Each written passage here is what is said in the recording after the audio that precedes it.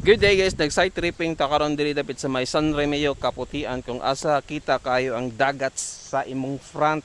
Kung diri ka mo palit sa may 1048 square meter no, sa ingani imong front diri dagat kaayo.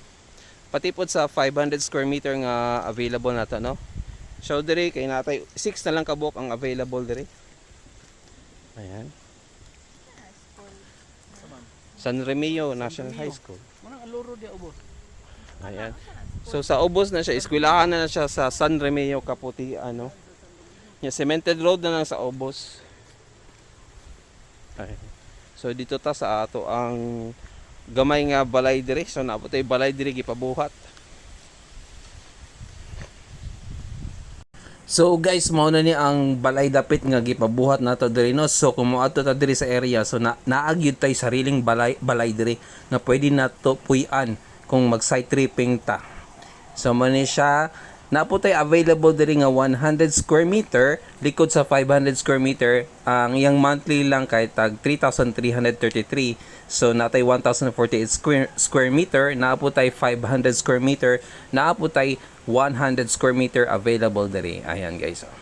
So morning area ha guys nga gikural na sa atong client nga gikan client natong taga US ang nagpalit ani no. So muuli siya karong March para i-check niya iyang property diri.